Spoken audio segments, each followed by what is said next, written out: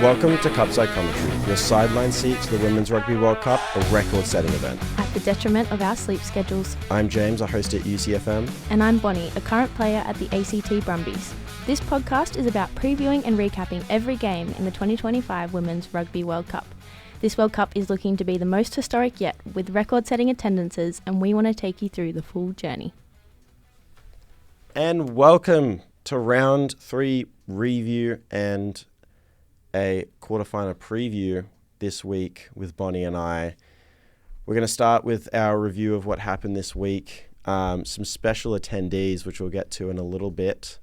But first of all, Game 1, Canada and Scotland, 40-19, a dominant win from Canada, securing the top spot of their pool.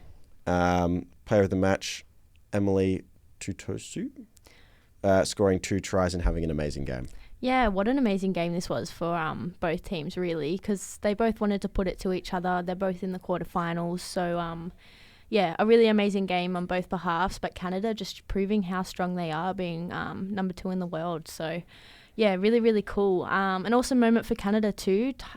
Tyson, I don't even want to know how to pronounce her last name, but she is the most capped men or women's player for Canada with 81 caps now. So I think that was a really, really cool moment for her and the girls in the Canada team.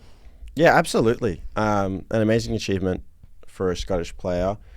And for it to be a women's player, I think is really exciting as well, for an opportunity for a record to be broken on the women's side of the game.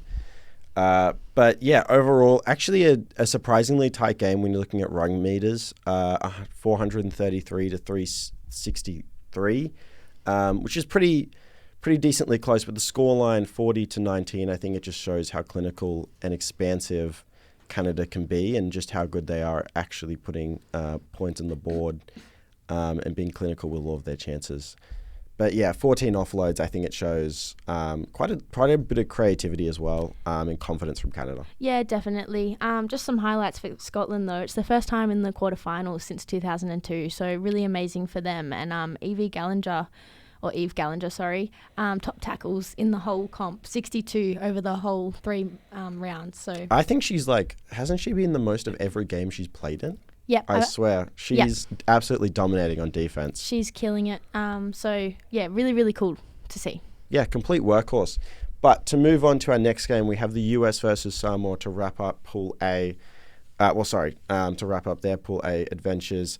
60-0 to the USA in that one. 4 tries to our player of the match. What do you think, Bonnie?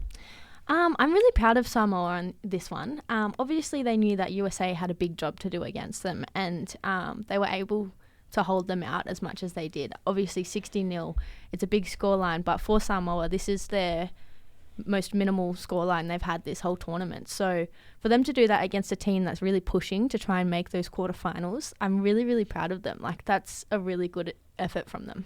Yeah, because we talked about it last week. This is probably one of 2 games which really affected who was going to make it in or out of the next stage of the tournament.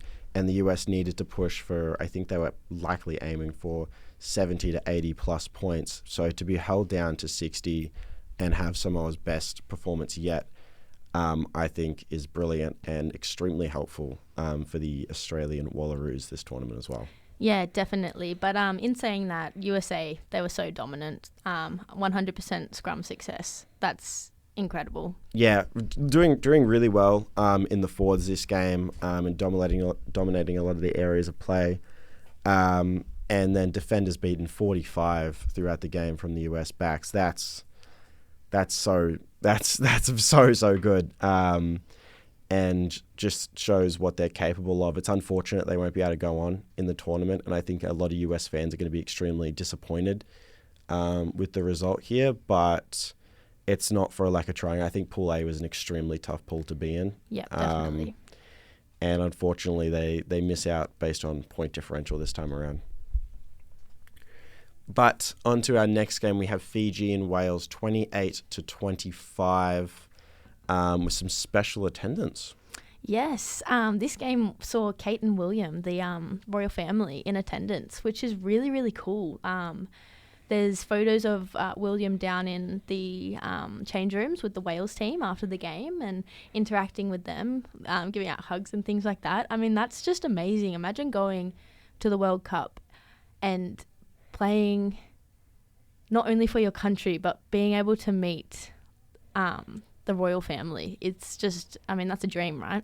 Yeah, it's such an amazing, like, because we talk about its amazing opportunity in general just to play in front of a crowd, but to also have such important viewers in attendance to really legitimize the tournament and bring it to the forefront. We look at events like Wimbledon, they attract a lot of stars and a lot of important figureheads in each country, including England, and for them to now step in during the Women's Rugby World Cup and to give it the legitimacy it deserves, I think is amazing.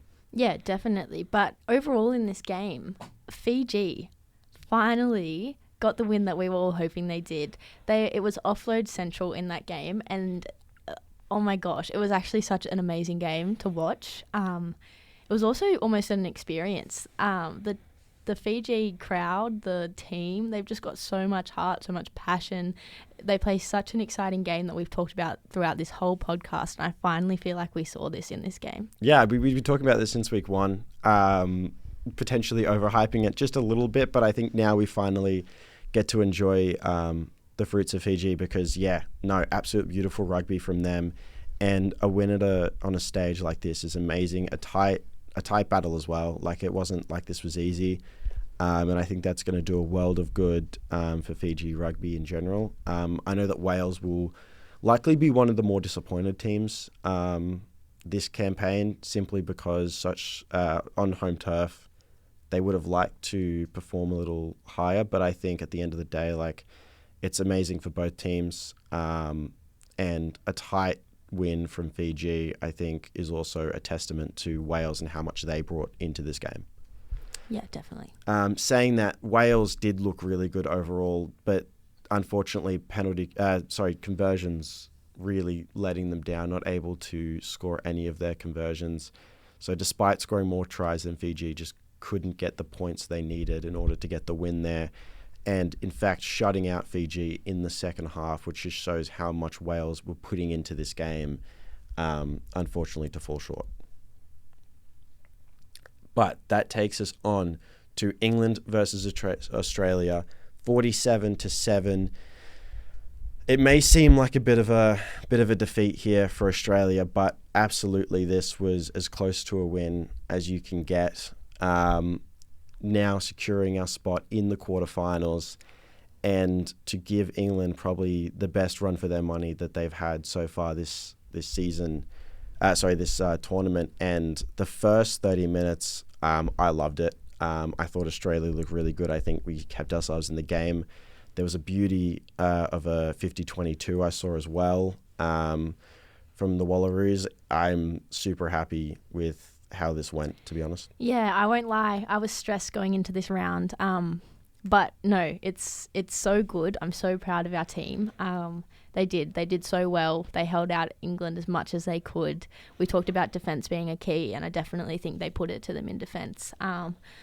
So really, really proud. Also, Kate and William were also in this game. So, I mean, for the Aussie girls to be able to play in front of them as well, that's amazing. And for the England girls too. So, yeah, really, really cool this game. England, though, Jess Breach, we've talked about her a lot because she scored lots of tries, but 50 caps for England, and she got 51 tries. So, that's quite the statement. Yeah, 51 tries in her 50 caps. So she's definitely one to reckon with, especially going into these quarterfinals. Yeah, and I don't know if you've noticed, but the England team, Abby Dow, however you say it, Dow, yeah. She crochets, and she crochets every week. She crochets a little jersey usually plays 14. She crochets a little jersey for whoever she's playing in the opposite team, and it will be their colours. So Maya Stewart got one this round, and it was a little Aussie jersey with number 14 on it. But not only that, she also crocheted roses and gave them to Kate, and there's a video of it on World Cup Rugby. Like Royal Kate? Yeah, Royal Kate. Right. Yeah, she gave her a bunch of crocheted roses. Amazing. Yeah, really, really cool. So I think England aren't only one to be reckoned with on the field, but the way that they interact with people, including the royal family and fans and stuff like that. I mean, I think that's why they are so good.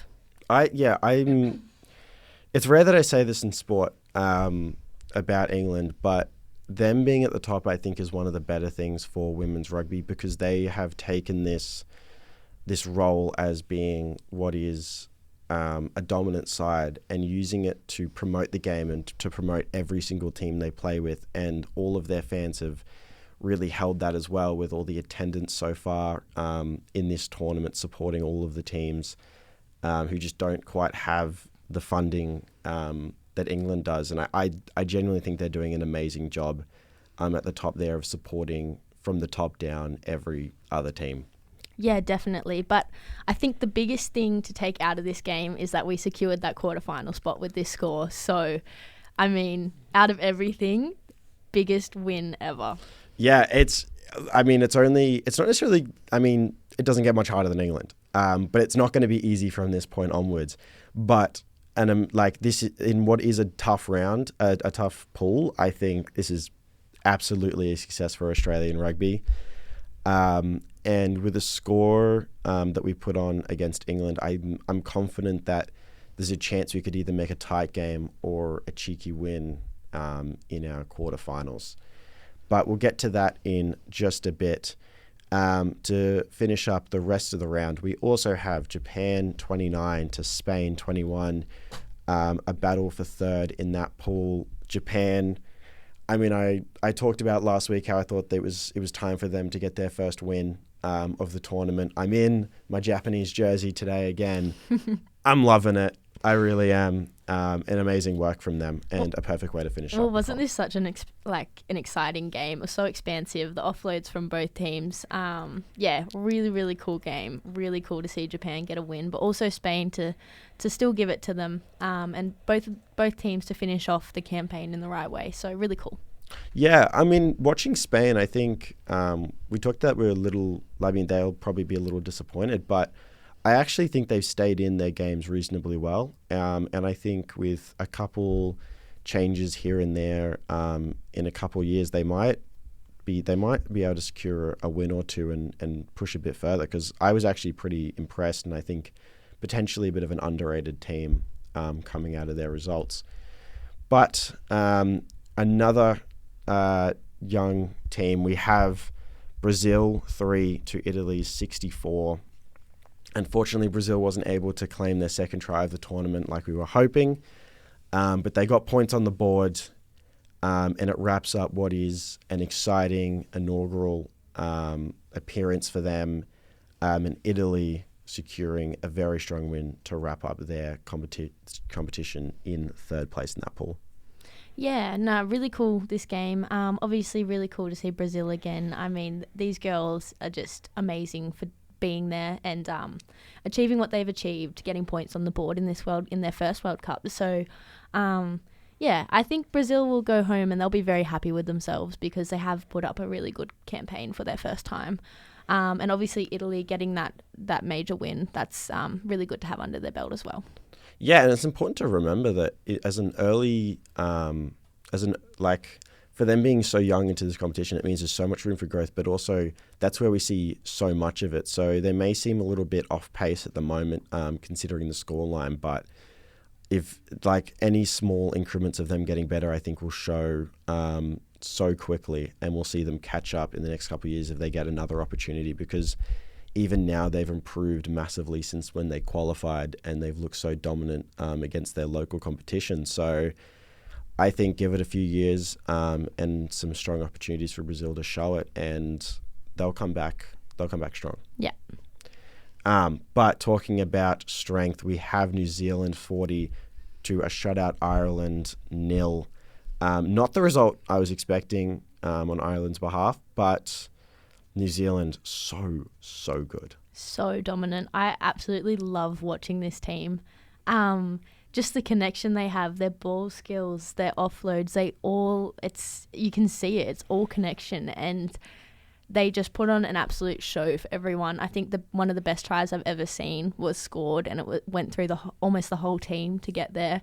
So, yeah, New Zealand are just one to be reckoned with, and I'm so excited to see them in the quarterfinals and the finals. Yeah, they're 100% going to be warmed up now, and going into these finals, they're gunning for their second in a row World Cup win. So, this is definitely going to be another tick in their book, and I'm sure that especially the shutout is probably the thing they're most proud of out of this game, because a strong defense is how you beat absolutely any team, and they're going to need it against teams like England and in Canada later in this competition. Yeah, definitely. But a special mention, Braxton Sawson-McGee. She played on the wing this time for New Zealand. She's 18 years old. I've mentioned her last episode, but she is just having an amazing campaign for an 18-year-old. This was her second hat-trick in a World Cup. Far out. What a campaign from the 18-year-old. Yeah, she's up there in the point scorers. She's doing all she can, but at 18 is just magnificent. And wow. Mm-hmm. We talk about Portia Woodman last week for New Zealand, but if this is what she's putting up at 18, I'm excited to see where she goes with her career and where we're at in 10 years. Yeah, definitely. An exciting player and one to keep your eye on. And I'm sure that if she doesn't get the World Cup this year, she will be ready next time around, and I think she's going to be a mainstay in that World Cup side. But moving on, we have France and South Africa for 57-10. This one, we talked about South Africa and a potential upset here. Unfortunately, we fell short of that one a little bit, but either way, a amazing tournament from them so far, and France a very confident win. I think they're going to be happy to finish up their tournament there. Yeah, 100%. I mean, I'm pretty proud of South Africa. I mean, they went into this game with hard again, and unfortunately didn't come off with the win. But yeah, France are just so strong. They've got so many key players. Pauline Bourdon, she's their halfback, and incredibly, she plays with her hair basically out. And I don't know how she does it, because I would be flicking it everywhere, but she killed it and she got player of the match, and she has definitely been one to watch. So definitely the female version of Andrew Dupont. So she's killing it for France. But on the other side, Roos for South Africa, she's one to watch in this final. She can play almost anywhere on the field. She played 9, and then I think she hopped into 10 or 15 by the end of the game. And she's just so unstoppable. I think she got another try. So I definitely would keep my eye on those two going into these quarterfinals. Absolutely. My bad. I did actually say end of their campaign. What I mean is the end of their pool stage. So both of these teams going through, South Africa with a chance for another win there, and France feeling confident going in for there. But how about team referee? We have a milestone on the referee board. Special mention for the referees. Sarah Cox is the first female referee to officiate 50 matches. That's so cool. That's amazing. Honestly, there's no other words. It's so cool. It's so cool to see. Yeah, it's so cool to see a female ref come into the space and be able to achieve that. So, an amazing time to do it as well. I was about to say, in the World Cup. Ever a World Cup, and such an amazing World Cup as well. What a time. And what I think it's a combination of so many celebratory moments, I think, in women's rugby, and I think this is another one which I think will be overlooked. Yeah. But is absolutely integral systematically to what this means for women's rugby. Yeah, definitely. It shows the growth and the expansion that the game's bringing, so really cool. Yeah, but that wraps up all of our pool stage games. What do we think of the pool stage? I think it was a great campaign. I think this World Cup is really setting the standard for all the ones to come, including the one at home here. So I think, we saw some amazing displays of rugby. I think the best we've ever seen of international women's rugby. So, yeah, I said it a million times before. It's just been incredible. Yeah. I think it was a little interesting how the games were played out. I think overall I'm super happy, and this is my first Women's World Cup that I've really delved into, and I've had an absolute amazing time so far. But yeah, as I said, I think it's a little interesting that coming into the final game of the round that all the teams, whether it was third and fourth, versed each other, and first and second of each pool were versing each other. I don't know if that was on purpose or not, but I'd imagine it was because of just how consistent it was based on just placement and how they did it. But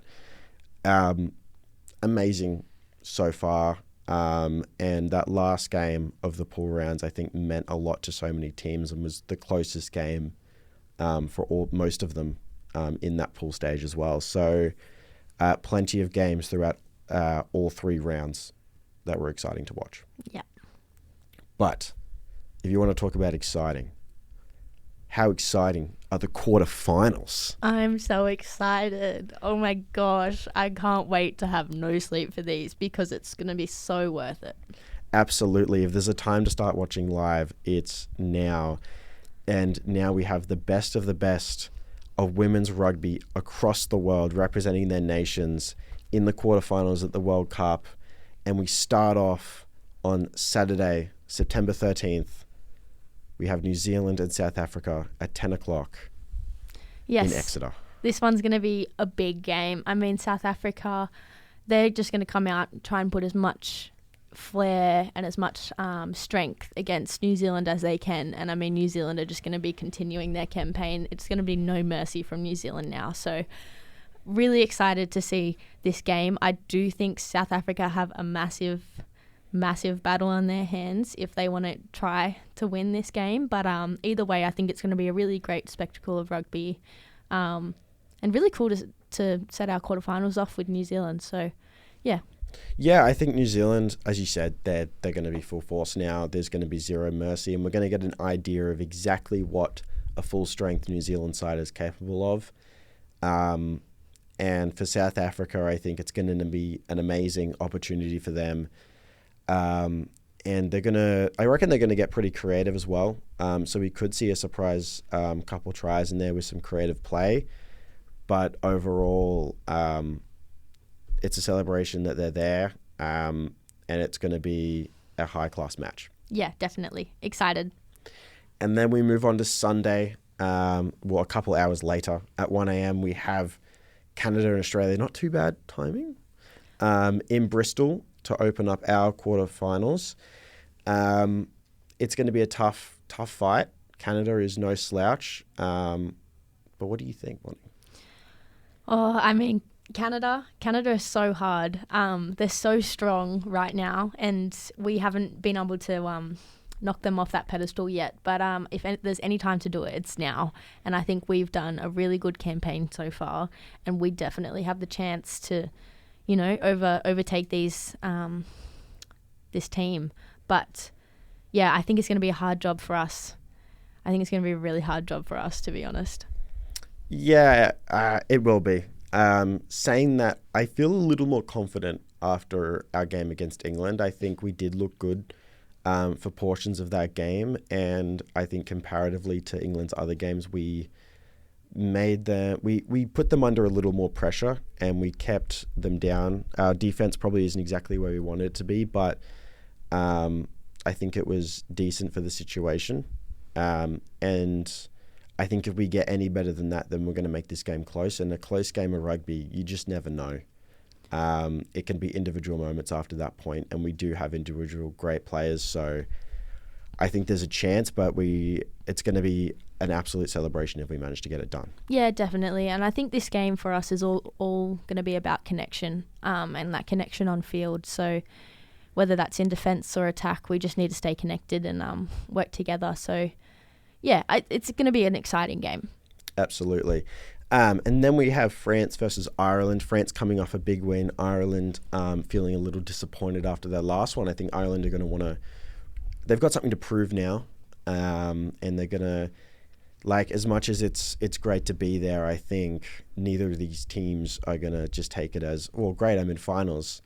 This is now time to really play down. And I think it's interesting considering the opposites of how their last games went. But I think this one's going to be a really great match, a really close one. Yeah, definitely.